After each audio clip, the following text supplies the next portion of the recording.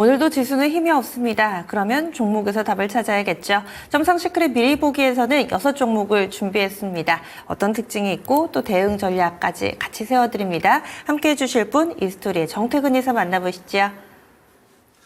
네, 반갑습니다. 오늘도 특징주 6종목 한번 다뤄보도록 하겠습니다. 시장이 전반적으로 좀 좋지가 않다 보니까 일단 그 소형 테마 중심의 개별 종목 장세가 지속이 되고 있는데 상당히 종목 선택이 좀 쉽지가 않을 것 같아요. 오늘도 그런 현상을 좀 반영을 하듯이 예림당이라는 종목이 또 금일 상한가에 또 진입한 모습들이 확인이 되고 있습니다. 2165원을 기록하게 되면 상한가에 진입이 되는 상황인데 최근에 와서 이 경영권 분쟁 관련된 이슈가 좀 상당히 좀 많이 나오는 것 같아요.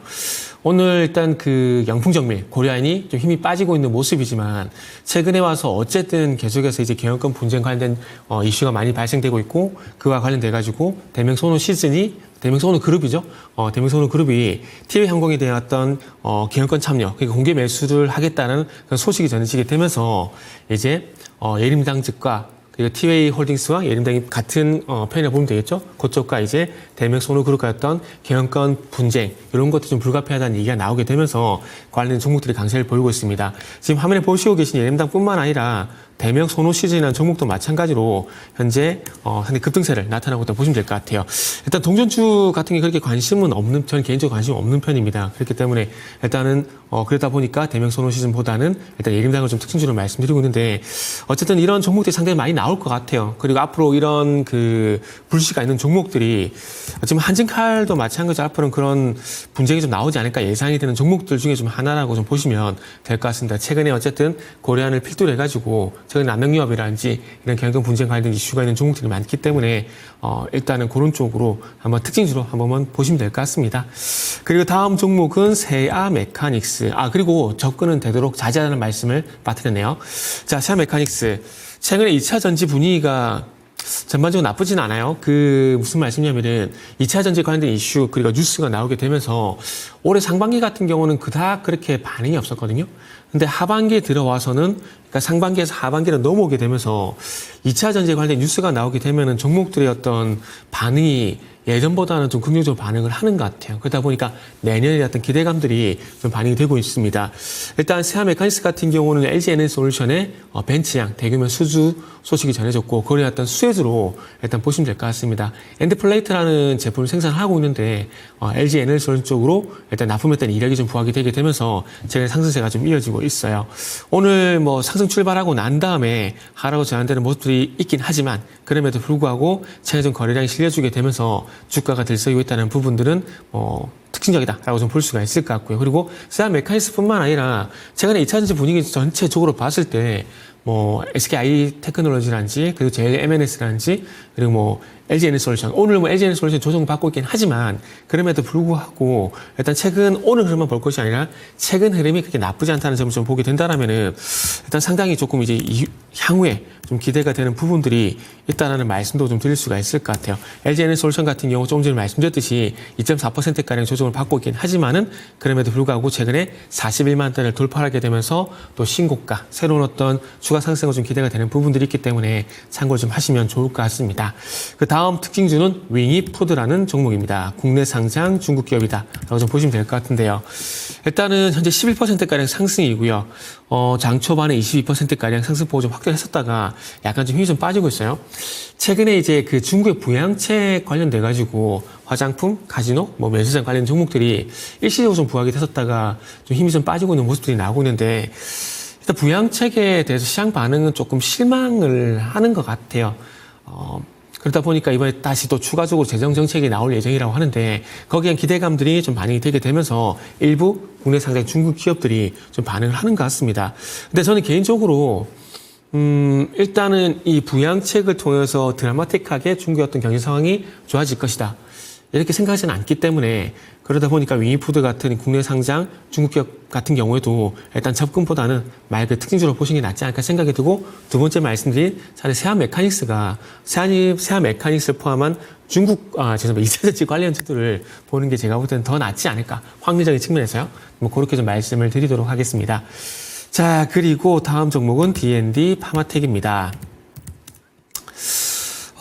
일단 D&D 파마텍 같은 경우는 화면 보신 바와 같이 일단은 이제 42,000원대를 돌파를 하게 되면서 또 추가 상승을 좀 시도하고 있는 종목이라고 보시면 될 것 같은데 추세는 괜찮아요. 완만하게 이제 우상향이 되고 있는 모습이고 이런 흐름들이 조금 더 지속이 될 가능성.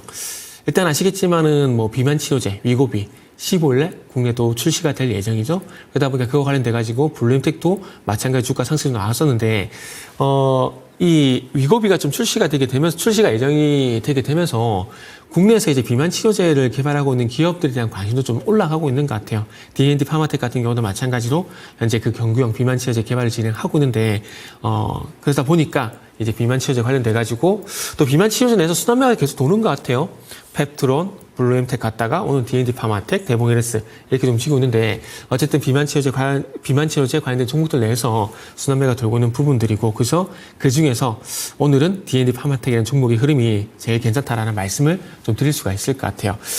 자, 그리고 이제 여섯 번째는 바이오에서 좀 선택을 좀 해봤습니다. 바이오가 예전보다는 좀 힘이 좀 많이 빠진 것 같아요.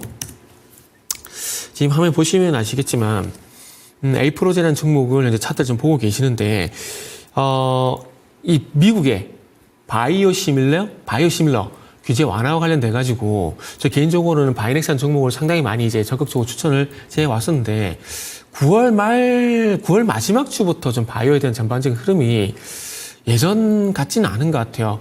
특히나 바이오 쪽 같은 경우는 저 개인적으로 맛집으로 좀 표현을 하게 되면서 메뉴들이 상당히 괜찮다. 뭐 SC 제형이라든지 ADC라든지 비만 치료제라든지 바이오시밀러 규제 완화라든지 그리고 여름철 한정판 메뉴 코로나 이런 거 관련돼가지고 8월달 9월달 흐름이 상당히 괜찮았었는데 최근에 와서는 그렇게 상당히 긍정적인 흐름 나오지 않은 게 일부 종목들은 물론 갑니다. 일부 종목들은 물론 가고 있지만은 그럼에도 불구하고 최근에 바이오 힘이 좀 많이 빠진 부분들은 특징을 볼 수 있을 것 같아요. 그리고 지금 보여드리고 있는 에이프로젠 같은 경우는 바이오시밀러 규제 완화 그리고 생물보안법 여기에 수혜가 되는 종목이다라고 보시면 될 것 같아요. 일단은 생물보안법 관련돼 가지고는 연속 배양 방식을 적용시킨 GMP 시설 이 시설을 보유하고 있던 이유 때문에 생물보안법 관련된 어떤 수혜가 될 것이라는 뉴스가 나오게 되면서 오늘 현재 상승이 나오고 있는 상황들이고요. 하지만 4.5% 상승이다 보니까 조금 상승폭은 아쉽다라는 말씀 좀 드릴 수 있을 것 같아요. 그리고 바이오시밀러 규제 관련돼 가지고는 바이오시밀러 관련된 어떤 임상을 현재 제품 개발 현태도 진행을 하고 있는 상황들이기 때문에 앞으로 바이오가 좀 더 만약에 바이오시밀러 규제 완화에 대한 부분 좀 더 부각이 되게 된다라면은 바이넥스 외에 프로젝트 같은 경우도 한 번쯤은 관심을 가져볼 만한 종목이지 않나라는 말씀을 좀 드릴 수가 있을 것 같고요. 그리고 여섯 번째 종목도 마찬가지로 이제 바이오 종목입니다. 파로스 아이 바이오라는 이란 종목인데요. 현재 10%가량 상승 흐름이 나오고 있고요. 장 초반에는 현재 21%가량 상승 흐름이 나왔다가 이 종목도 마찬가지 상승폭이 좀 줄어들고 있는 모습을 보시면 될 것 같아요. 오늘 바이오 재팬 2024라는 그 이벤트가 예정이 된 상황들이기 때문에 아마 그런 학회 이런 것들이 좀 예정이 되게 되면서 오늘 바이오 관련 종목들이 이런 것들로 인해 가지고 좀 반응이 나오는 것이 아닌가 볼 수 있을 것 같아요. 바이오 재팬이라는 어떤 행사가 좀 진행이 되게 되면서 그와 관련돼 가지고 어떤 임상 결과 있는 종목들이 좀 부각이 되고 있는데 오늘 한우 바이오 파마도 마찬가지거든요. 그래서 파로스 아이 바이오 같은 경우도 국제암 학회 여기서 난수암 치료제 병행요법 데이터를 공개했다는 소식이 전해지게 되면서 오늘 상승이 나온 상황들입니다. 그래서 바이오 쪽 같은 경우는 정리를 좀 해보자면은 지난 8월달, 9월달 대비해서 힘이 좀 많이 빠진 상황이다라고 보시면 될 것 같습니다. 그렇기 때문에 개별적으로 뭐 ABL 바이오라든지 하늘 바이오 파마라든지 개별적으로 상승 추세가 좀 지속이 되고 있는 종목이라면 접근이 유효하겠지만은 지난 8월달, 9월달 같은 대부분의 종목이 가는 그런 흐름은 나오지 않을 가능성도 높기 때문에 선택과 집중을 해야 된다. 이 말씀을 드리면서 마무리하도록 하겠습니다. 네, 이런 가운데서 삼성전자의 부진한 흐름이 이어지고 있습니다. 과연 삼성전자 어디에서 브레이크를 잡아줄까요? 주변에서 싸다 이 정도면은 빠질 만큼 빠지지 않았느냐라는 의견에도 불구하고 외국인들의 매도 공세는 오늘도 이어집니다. 이에 대한 전략 그리고 조금 전에 특징주 6가지 가운데 절반이 제약 바이오였죠. 오늘 그나마 제약 바이오 덕분에 숨쉰다 하시는 투자자분들도 많으실 텐데 특히나 비만 치료제 단계 위고비 출시와 관련해서 모멘텀이 있습니다. 여기에 국내 관련된 종목분들 어떤 점 봐야 될지 점상 시크릿 본편에서 준비했습니다. 본편은 바로 이어서 10시부터요. 유튜브 토마토 증권통 채널에서 보실 수 있으니까 이와 관련된 내용에 대한 조금 더 심도 깊은 그런 내용들 궁금하시다 하시는 분들 많이 참여해 주시기 바라겠습니다. 시장이 다소 불안불안한 9시 구간 지나가고 있습니다. 10시 때도 중국 증시 개장하고요. 장 중간중간에 나올 만한 소식들 많으니까 끝까지 긴장 놓치지 마시고 시장 집중해 주세요. 전 여기서 인사드립니다. 지금까지 다양한 투자 판단에 대한 도움 말씀드렸고 종목의 상승 하락을 보장하지는 않습니다. 그럼 함께해 주신 여러분 고맙습니다.